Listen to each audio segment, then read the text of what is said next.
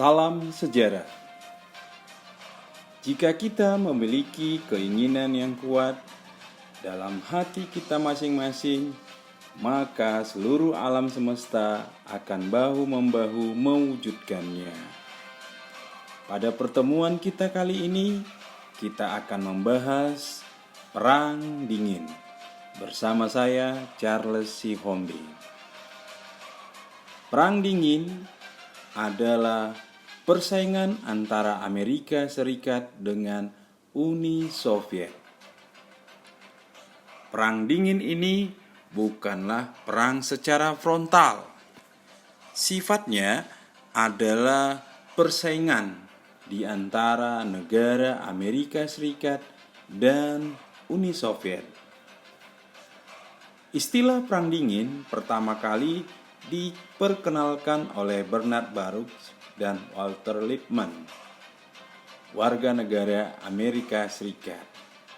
Mereka menjelaskan bagaimana Amerika Serikat dan Uni Soviet saling bersaing dalam menunjukkan kelebihannya. Perang Dingin dilatar belakangi kemenangan Amerika Serikat dan Uni Soviet dalam Perang Dunia Kedua bersama kelompok sekutu.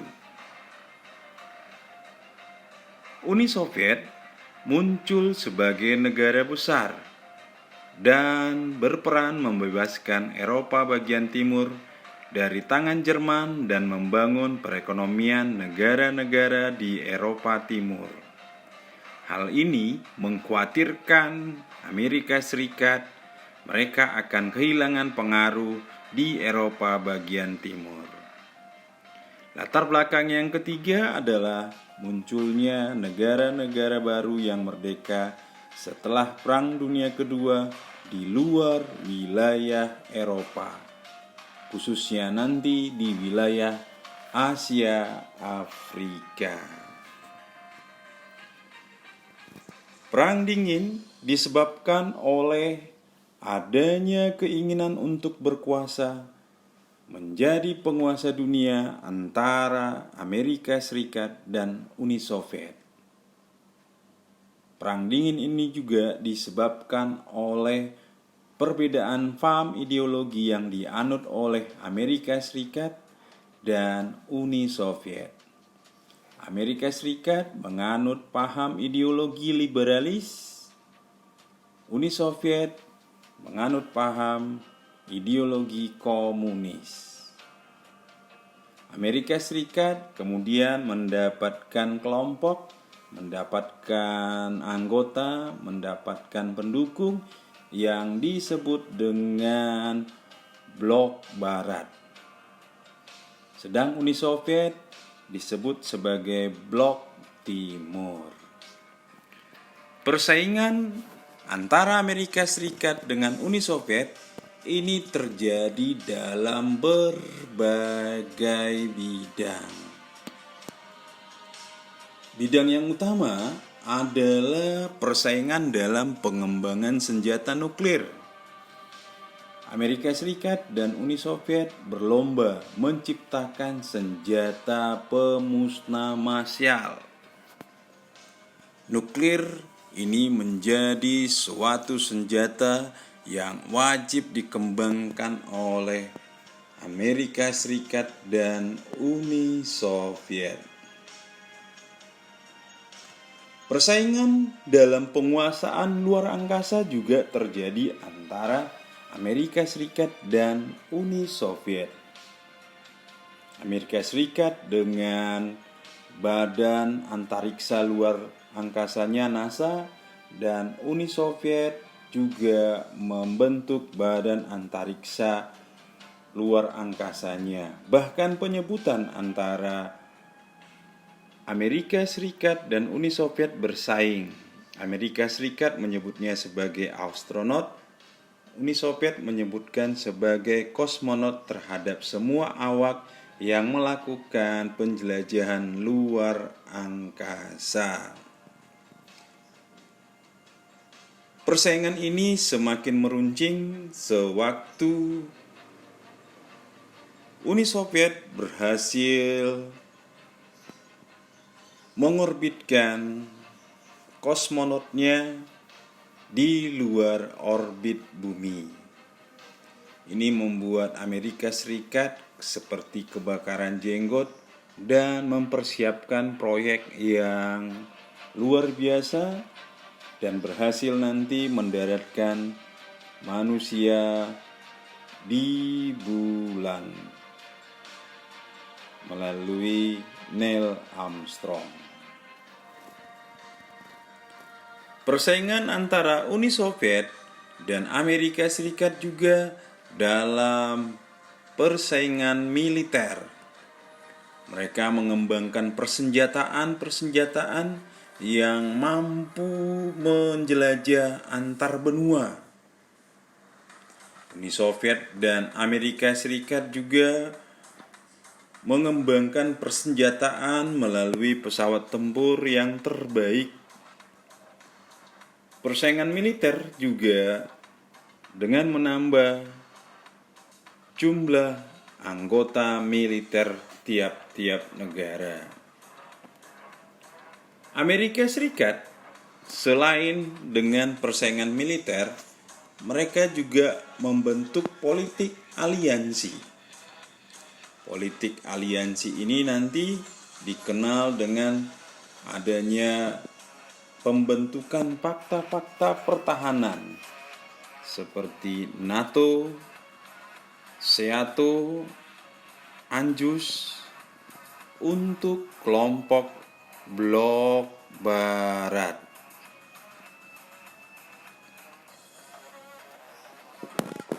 Sedangkan kelompok blok timur itu membentuk Pakta Warsawa, Kominfom, dan sebelumnya sudah terbentuk Komunis Internasional. Hal ini semakin memperuncing, semakin memperdalam persaingan antara Amerika Serikat dan Uni Soviet. Hal ini juga terlihat dalam persiapan dan persenjataan yang dimiliki oleh NATO dan Pakta Warsawa. NATO dengan didukung oleh Amerika Serikat, kemudian Pakta Warsawa dikomandoi oleh Uni Soviet.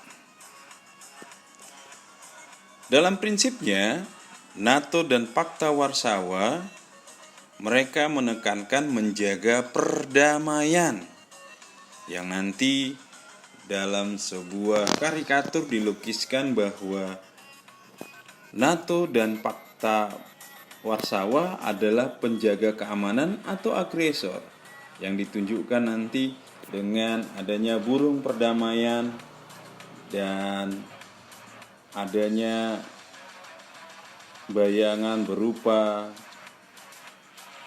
pesawat tempur.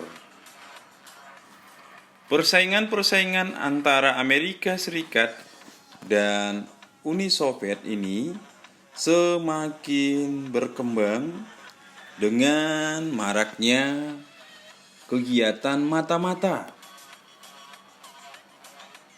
Uni Soviet mengembangkan KGB,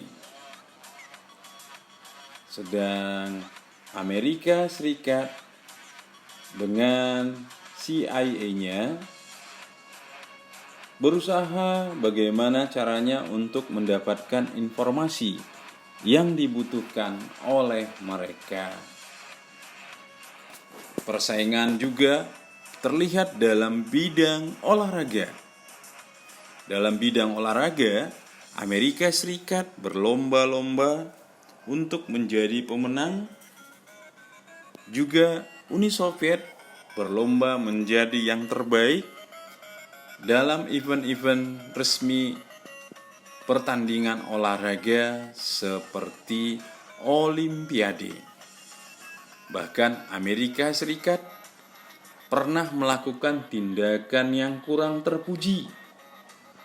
Amerika Serikat memboikot atau tidak ikut dalam Olimpiade tahun 1980 di Moskow. Amerika Serikat beralasan bahwa Moskow melanggar hak asasi manusia dengan melakukan invasi ke Afghanistan. Ternyata Uni Soviet melakukan hal yang sama pada tahun 1984. Uni Soviet tidak ikut serta dalam Olimpiade 1984 yang berlangsung di Los Angeles, Amerika. Persaingan ini juga berusaha meyakinkan terhadap dunia dilakukan melalui poster, melalui selebaran yang disebarluaskan ke seluruh dunia. Amerika Serikat mengatakan bahwa Uni Soviet melakukan semacam pembajakan. Itulah yang menjadi ciri khas dari komunisme. Sedang Uni Soviet membalasnya dengan mengatakan bahwa dengan bekerja keras, dengan menghasilkan barang, maka Amerika Serikat akan bisa dikalahkan. Persaingan-persaingan inilah yang nanti membawa dunia ke dalam keadaan yang sangat mencekam. Karena dunia internasional berada dalam ketakutan bagaimana nanti kalau terjadi perang yang sebenarnya. Maka dikhawatirkan negara-negara akan banyak yang hancur karena Amerika Serikat dan Uni Soviet sudah mengembangkan persenjataan pemusnah massal dan penghancur massal. Dalam Perang Dingin ini muncul peristiwa-peristiwa yang selalu dikaitkan dengan Perang Dingin. Yang pertama, Perang Korea. Antara Korea Utara dan Korea Selatan yang diawali nanti penyerbuan Korea Utara dan menguasai ibu kota Korea Selatan Seoul yang diduduki selama 3 hari. Kemudian Amerika Serikat membantu Korea Selatan dan berhasil mengusir Korea Utara dan bahkan mendesak Korea Utara sampai ke luar dari Korea Utara, dan kemudian Cina dan Uni Soviet beserta sekutunya memberi bantuan kepada Korea Utara. Peristiwa lain adalah yang dianggap sebagai puncak ketegangan dari Perang Dingin, yaitu peristiwa Teluk Kuba. Peristiwa Teluk Kuba ini juga disebut juga peristiwa Teluk Babi. Peristiwa ini dipicu oleh kemenangan dari Fidel Castro melalui revolusi berhasil menguasai pemerintahan Kuba.